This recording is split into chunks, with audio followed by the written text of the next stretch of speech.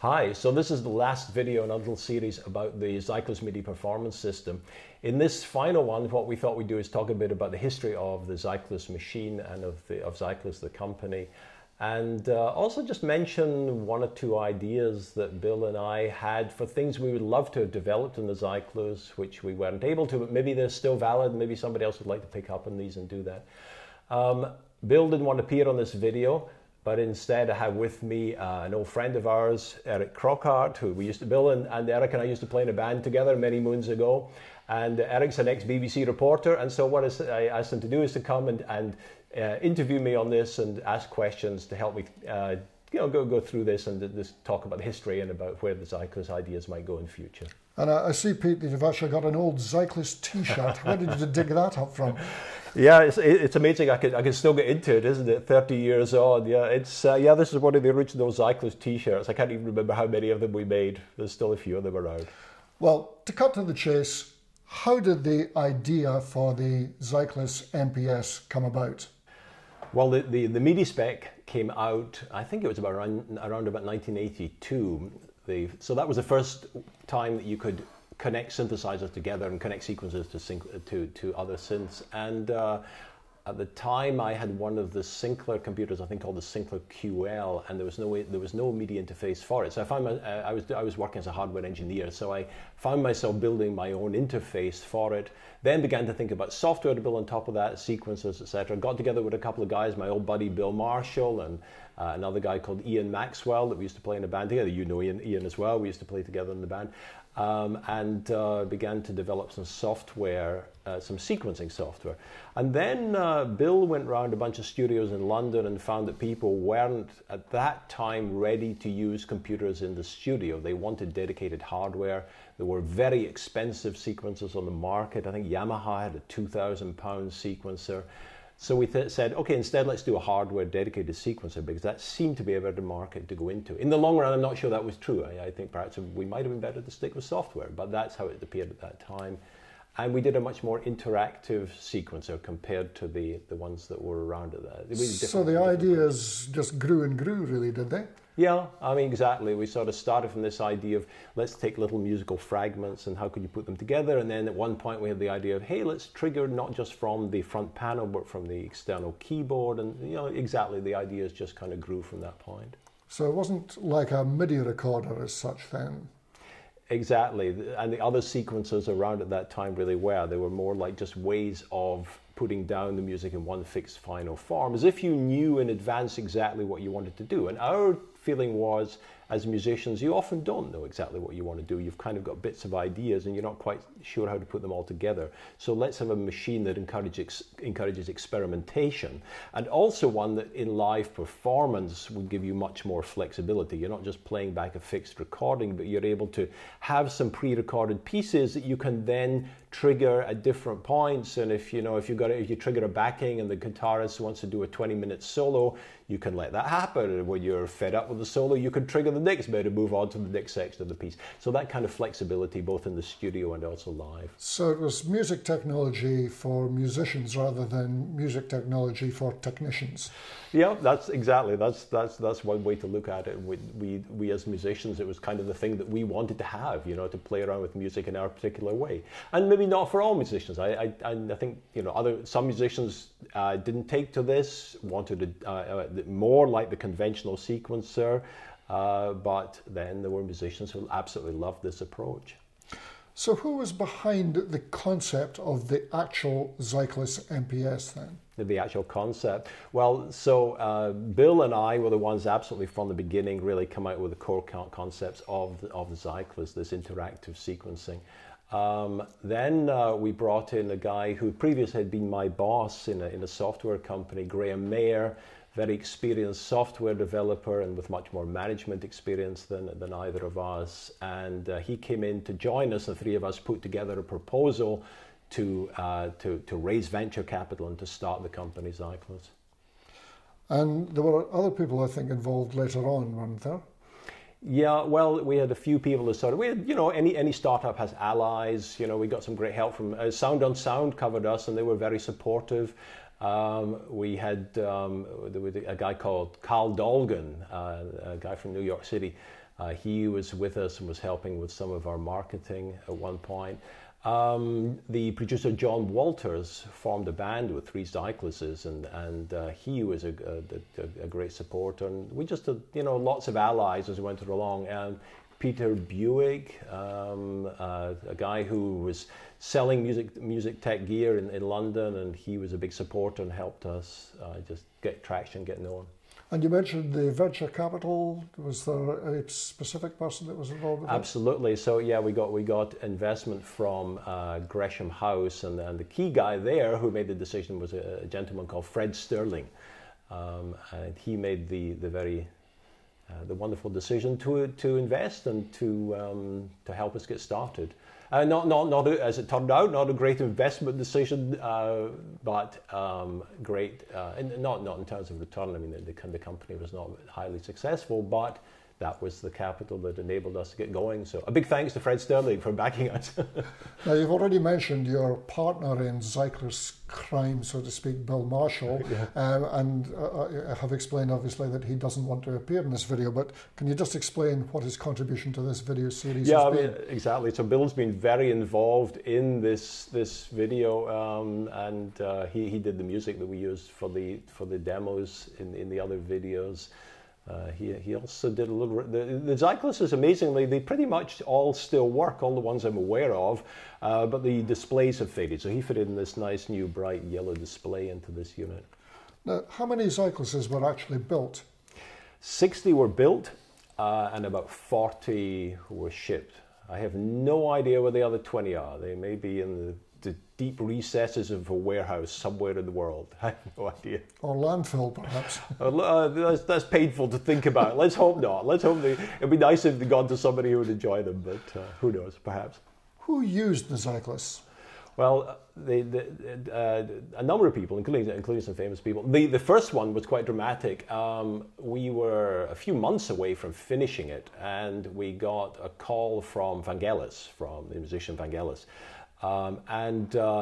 He basically said, "This seems like the machine I've wanted all my life. When can I get one? Can I get my hands in one?" And we went, "Sure, yeah. You know, with 3 months, we'll make sure we get one to you. Fantastic. You know, we're very happy that you like the concept."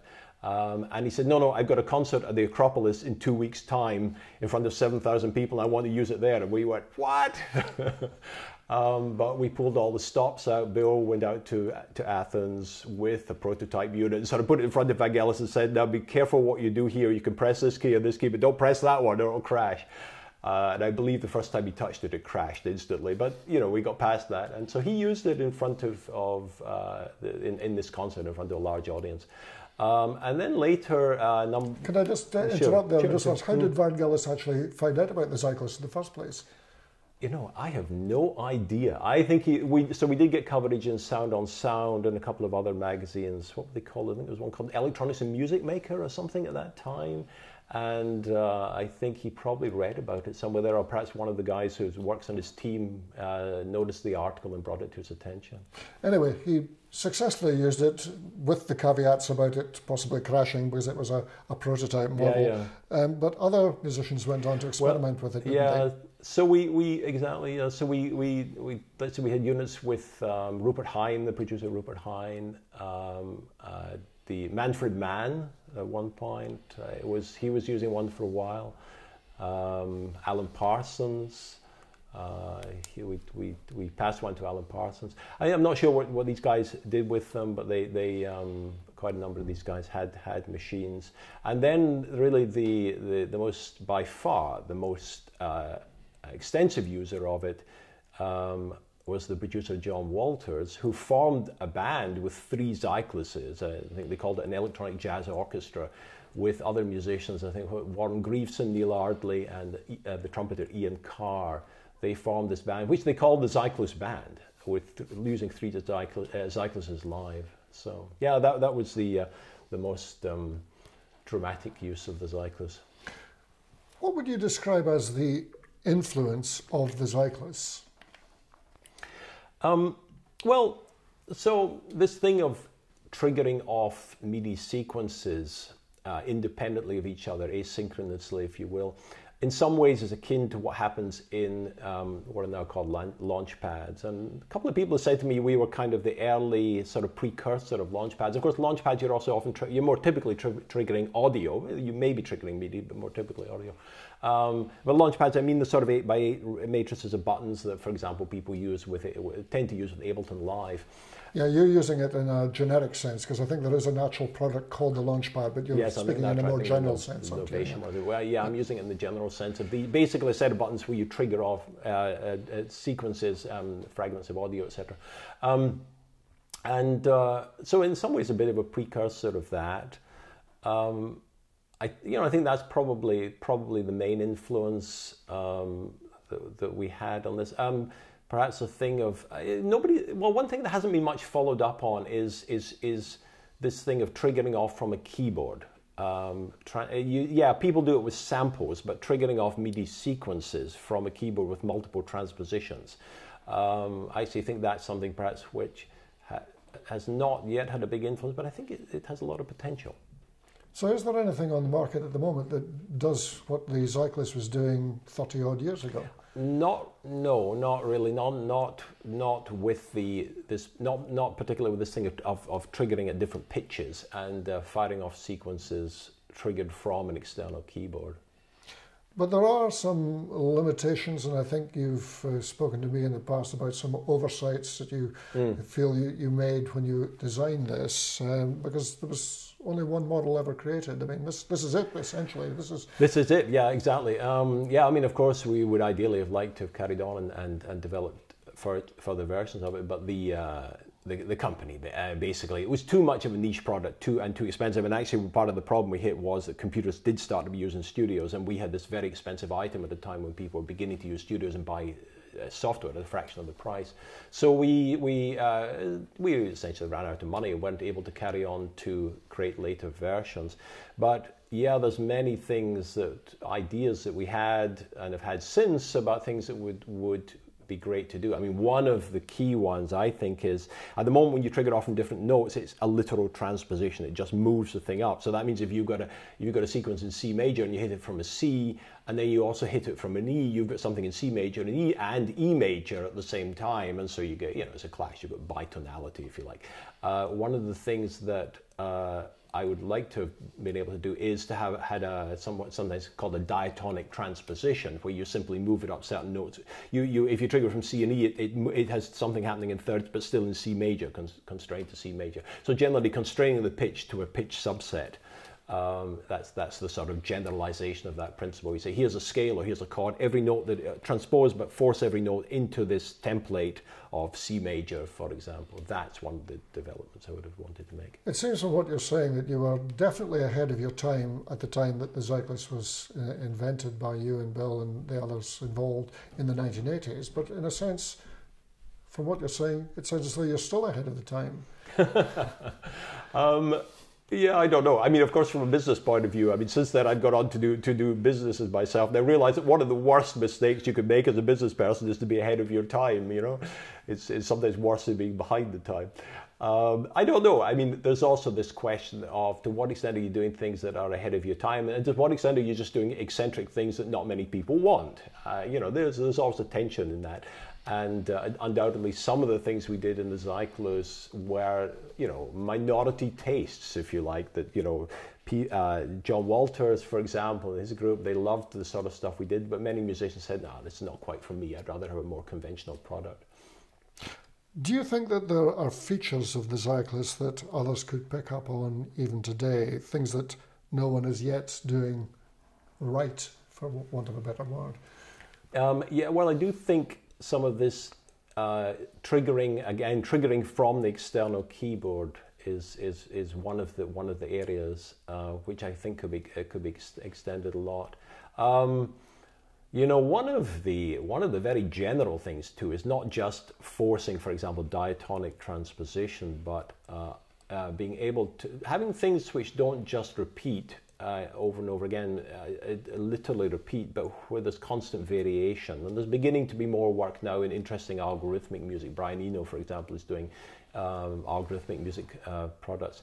I'm doing a little work myself these days in Max MSP, developing algorithms for taking phrases and repeating them, but not repeating them exactly. So you've got constant changes. But I think this thing of kind of, taking fragments and experimenting and playing them back, and with some computer assistance where, the software is helping to vary what you're doing, I think there's a lot of potential for that still. What do you see as the value of this video series? Do you see it as just a historic record, or do you have some other purpose in mind in doing this? That's a great question. Well, we did it partly because it'd just be fun to get together and revisit this. So it's partly, but it's also partly for the historic record. I mean, this is a small part of the history of electronic music. I mean, it's a very small part. I don't have any inflated notions about its importance. But I think it's good, as you get to a certain point in life, you look back and say, I'd like to, see what we did in the context of the history of the field that we worked in. So that's part of it. And the other part is, I do think there are these possible extensions from what we're doing, or rather what we did in the Zyklus, which others may want to pick up on. And, and nothing would make me happier than that people pick up on some of the ideas in the Zyklus and say, okay, let's take them all further. Let's develop those ideas more. I think that can happen. But it would probably exist in a software form rather than a hardware form nowadays. It would exactly. I mean, I just that's the default. That's the assumption I would make. Absolutely. Was a sort of, in a sense, a kind of successor to Zyklus, wasn't there, which you were involved in, something called Direct. Can you just explain? Oh yeah, absolutely, yes. So I mentioned how the Zyklus was used first by Vangelis, and Bill met Vangelis and developed a bit of a relationship with Vangelis. And after, as he used the Zyklus, he realized the Zyklus wasn't really quite what he wanted. And so he came back to Bill and said, let's build a custom machine. So he and Bill put together a spec, which I then developed a bit more for a device that was partly the Zyklus thing, partly external triggering of sequences, but also very much an advanced arpeggiator, and just an amazing arpeggiator with kind of all kinds of arpeggiation algorithms. And even doing stuff like taking the rhythm from a sequence and applying it to the arpeggiation, for example. So now it's an arpeggiation, it's playing notes from whatever chord you're holding down, but the rhythm is coming from a sequence. So that Direct machine was something that Bill and Vangelis initially spec'd, and then I built the software for. Another guy called Mike Crisp built the hardware. And Bill went on after that, and then I moved out to Singapore and went into a different direction in life, but he carried on doing devices for live control, for example, controlling a live rig of keyboards where you can take your master keyboard and very smoothly connect to different keyboards, zoning the keyboards, making sure you never get note hang, which is critical in this. So Bill developed some future products for that kind of stuff. Now, you mentioned all the various musicians that tried out the Zyklus in the 1980s, but if somebody listening to this video interview nowadays wants to actually go and hear what was actually done with it, are there any sort of albums, any pieces of music, is there anything by Vangelis where you can say, yes, I can definitely tell you that was the Zyklus being used in that? And perhaps not with the Zyklus, but certainly with its successor, the Direct, yes. I mean, there is the album Direct where he used it. And I think it sounded to me like the film score for 1492, the movie about Columbus. I don't know for sure, but it sounds to me as if he was using that heavily in the film score for that film. And John Walter's band, the Zyklus band, they did an album, and it's Virtual Realities. That's right. Now I remember the name. Virtual Realities is the name. So John Walter's Virtual Realities. That's probably the best stuff using, as I said, three Zykluses live. Are there any other sort of features of the Zyklus that you want to draw attention to now that you maybe weren't able to draw attention to in the relatively short demonstration videos that precede this one? Well, there were a number of I mean, there's a lot of detailed use of it that we didn't get into in this retrospective. There are things like triggering sequences, and where there's a feature called hold at end, where you can fire off a sequence and it will hold the last note based on whatever you're playing on the keyboard. So you can use it for sort of ornamentation of your playing. You know, you can put in a very fast sequence of, say, octave notes, and then when you play on the keyboard, it becomes like a sort of strumming effect. So you can use it in that way. There's a lot of kind of experimental uses of it. I've done stuff myself. When I first went to Singapore, I took a couple of Zykluses with me, and had a live band there, Persuasion, and we did stuff where we're doing stuff for theatre, for example, and we did stuff in which we take sequences of slightly different lengths and play them against each other so that they gradually phase, kind of like the Steve Reich concept of phasing.